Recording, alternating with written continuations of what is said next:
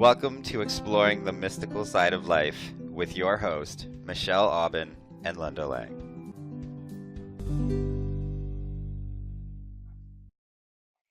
Welcome, everyone, to today's episode of Exploring the Mystical Side of Life. I'm Michelle Aubin. I help people get in touch with their inner healer, and I'm here with the lovely Linda Lang. Hi, Linda. Hi, Michelle. Linda Lang here, combining coaching, energy healing, and intuitive work to help people go through change or transform their lives. Pleasure being here with you today. Michelle, I see a little pink in your hair. Oh yeah, Look. I'm expanding my horizons with hair color, so having a little fun.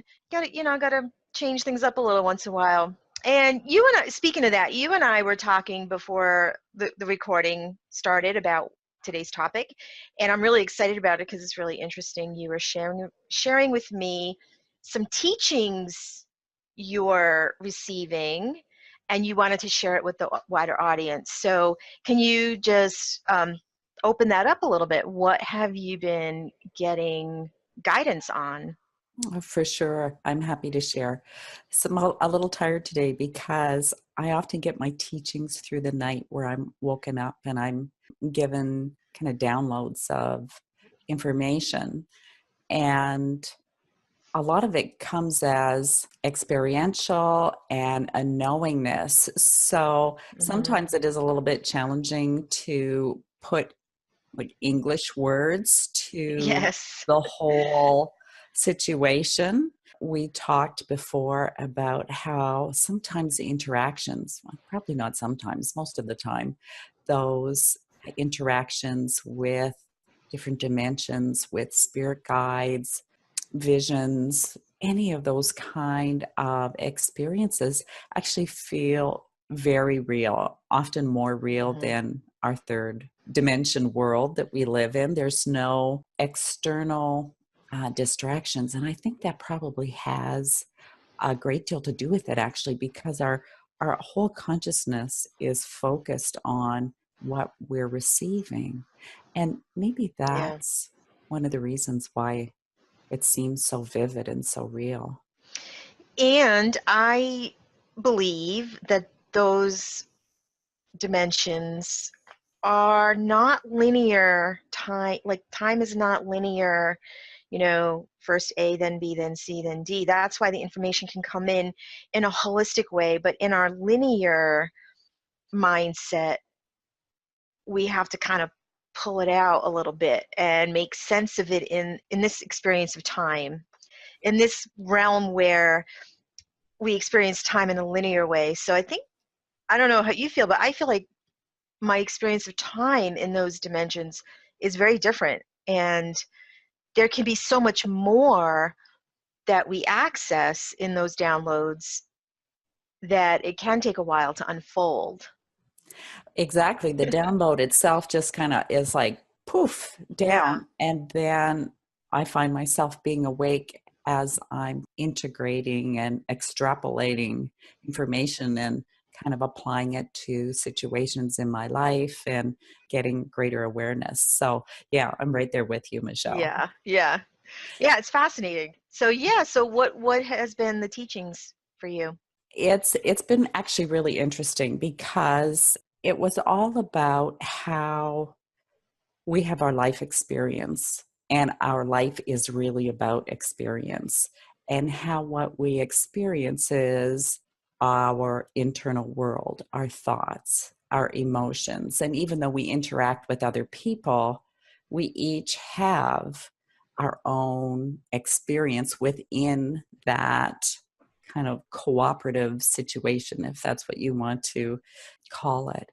So that maybe you've got a group of people that go to an event. Of course, it's different for each person and according to what's on their inside, their thoughts and emotions, past experiences, beliefs.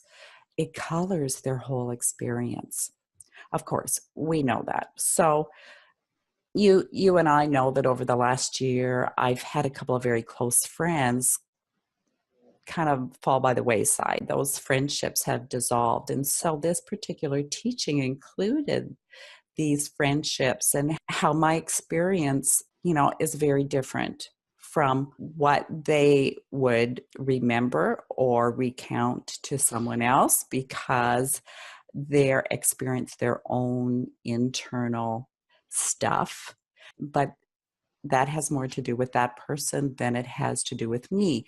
And my internal experience is, of course, my internal experience that I may be projecting on those relationships or that situation. So it's actually really, really fascinating for me. And my guides are fantastic showing me the chambers in the heart. I've had Mm-hmm. prior teachings, dimensional teachings about the Egyptian ritual of weighing the heart against the feather. Mm-hmm. And that not being a literal thing, but it's all about clearing the heart out from any baggage and emotions and trauma. So the guidance that I received, which is, just you've had your own experience, and that's, part of life. It's part of the gift of life that you get to have all this wide range of experiences. And they just recommended that I ensure that I'm not carrying any emotional baggage or beliefs or whatever from the dissolution of those relationships, so that I can go forward and be very, very clear. And then they stepped into another really, really interesting aspect of that teaching. And this is in particular is what I'd like to share with people, because, so many of us, we have compassion, we have love, we maybe change how we act, how we think, who we are when we're around different people. Mm-hmm. And so the second part of that teaching was really about that, and how that when we do that and we're not experiencing our life or expressing ourselves in a way that has integrity and authenticity about who we really are, instead of who we expect that other person to think we are, or to fill in some kind of expectation, obligation that anyone might have, society or any particular person, that all of those expectations are actually like a fungus on our energy system, eating away at our core and our authentic self. And it can get to that point where we even forget who we really are at that core, because we're so filled with all these, false ideas of who we think we should Mm-hmm. be. So you could imagine having systemic candida Yeah. as a cause of trying to fill everybody's needs, not saying no, being a people pleaser, or being some role that your friends and family expect of you. It's a pretty profound experience. Your cat is agreeing. Yeah. My cat is agreeing, and he just shook the table to affirm this. He's making it concrete. I love it. He is not a people pleaser. He is a cat pleaser. He pleases himself. I could not agree with you more, Linda, on what you said. And it actually goes very deeply profound, and it goes wide, what you're talking about, because when I know my own experience, when we start to look at being authentic and undoing some of the training, I'll speak for myself. When I started to undo some of the training that I received on how I should be versus how I am as a person, and I'll even say cutting energetic cords that were unhealthy with various people, with various institutions, and this has been an ongoing process for me that has led to a lot of healing, physical healing, emotional healing. But there are consequences for that, because people, I believe people feel it. I've seen people in my life want to get back to a connection that maybe wasn't built on integrity of both of us. It was maybe built on both of us feeling like we should be a certain way, or that there are obligations that are not authentic. And I'm not saying we don't have obligations to each other, but if it comes from a place of guilt or should, or this is the right thing to do because this is what we were trained to do, versus I'm feeling an obligation I want to express because that's in my heart, that feels very different to me. And so I've been moving more towards the heart-based, present moment-based, authentic connection and giving from that place of generosity, not from the place of this is what I should do. This is what a good person does because this is what I was taught how to be. And it can actually get very, like very, very distorted to the point Yeah. where, you can't talk about certain things or use certain words, or maybe you have to dress a certain way Yeah. to be acceptable to the people in your world. And in that process, you actually start losing yourself, your little soul Mm-hmm. nudges Yeah. of who you are. The memories start to get like corroded by that fungus infection that's systemic. It's just wild. It's almost like mini traumas. Every time, I've done a lot of reflecting on this recently, and things that have been shown in my life, showing up in my life. Every time I interact with someone from a place of that kind of codependent, I want them to love me, so I will act the way I think they want me to act. It's almost like a trauma. It's like a mini trauma to the soul. And that sounds maybe kind of grandiose, but I really feel that that is like self-inflicted trauma. Because what I'm doing when I do that is I'm saying, my soul is not important. My soul expression is not valuable. I need to modify it to meet someone else's agenda so they love me. And I've been really seeing how I've done that, and it's very eye-opening to see that, how I have played into that, which is not to say that I've been a victim of people, right? It's not like, oh, they made me do this. It's that I went along with a program, and maybe I didn't create the program, but my schooling, my life experience in my family, like all these influences from the culture that I've absorbed growing up, and now I'm looking at them, I'm unpacking them, and I'm just owning, okay, I've played into these things and it's damaging. It's you. I like that you talk about it like this kind of candida thing, because it's really not a recipe for vitality. If you want your vitality back, one of the ways to get it back is to like stop doing these things with people.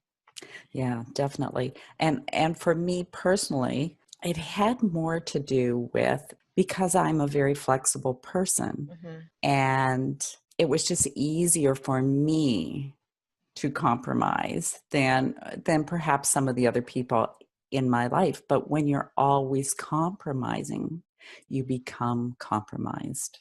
It's that simple. Yeah. Yeah. Yeah.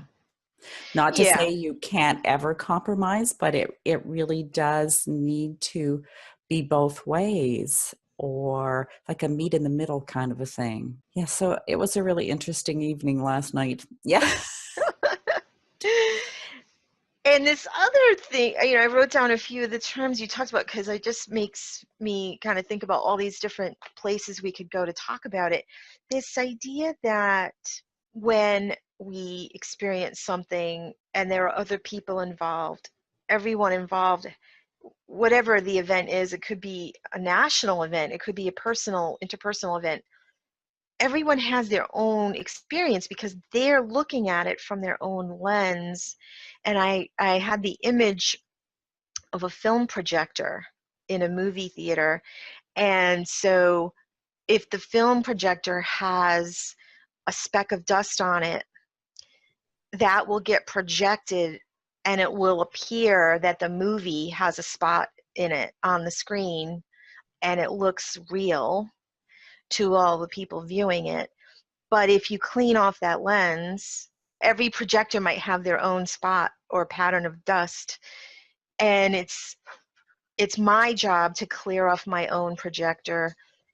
But it gets tricky when we see things play out and realize everyone has their own dust that they're projecting onto the situation. And that's a great metaphor. Really, really, that is. So, for any of the listeners that are going through anything, I definitely encourage everyone to kind of do an internal check.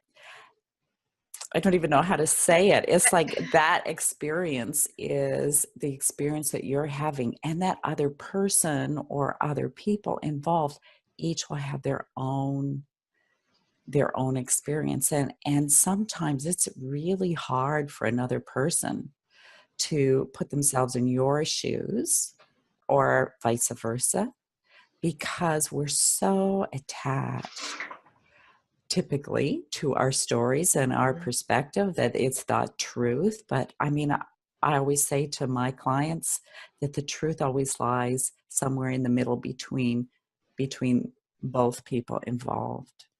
So that's my word of wisdom today. Well, and you and I were talking about the Course in Miracles, and the way this can link into the Course in Miracles is that that course teaches us about the phenomena of projection. And the idea I find very helpful that when I'm looking at a situation and I'm triggered by it, I don't have all the information because I don't know what everyone is projecting in the situation. I'm not always able to ascertain what's really happening. And any event that is the result of multiple perspectives is more than the sum of my experience, right? So it's easy for me to go there and say, well, I just don't understand how everyone else is experiencing this. And that can be very, in a way, comforting to say, well, there's a lot going on here. I don't necessarily know what it is. And that idea also, what I want to say about tying into the Course in Miracles has to do too with letting go of our definition of who we think we are. And that ties into this very well too as a helpful thing. At first, maybe it's not that easy when I recall doing it, but it gets easier now to say, well, I don't need to define myself the way I always have. I can let go of this idea. Like I've let go of a lot of this idea of like what a good person is. Good, and there's like a lot of baggage around that. So I've let go and said, I don't need to be that. And that's sort of an ego thing. I can let go of that self-definition. But that goes back to that whole Candida teaching about the expectations of what other people need from you so that you can feel like you're a good person. Right. This is so interesting. The other thing is, as you were talking about being able to detach from the story, Mm-hmm. and recognize that that is a story and that might be your experience in the story, but that there are other perspectives. Definitely. The more that we can detach from the story, the more we detach from the pain and the suffering.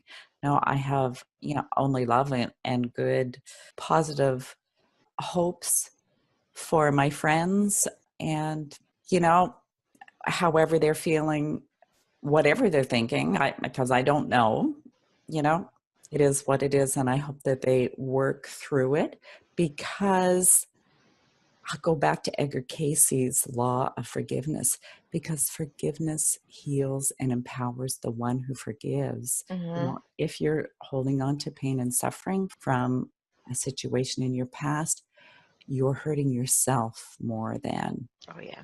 anyone else. Yeah. Yeah. Forgiveness is really a selfish act in a way. Selfish, I say that in quotes because you're doing it for yourself. Yeah. Yeah. Yeah. Selfish in a good way. Yeah. It's Well, self-related.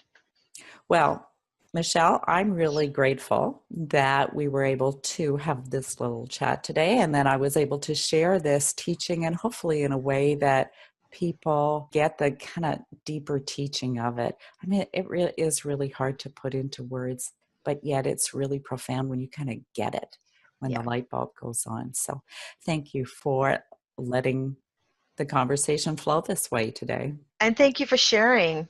So today's been fantastic, Michelle. And same here. Thank you all for joining us, and we will see you next time. Bye for now. Bye.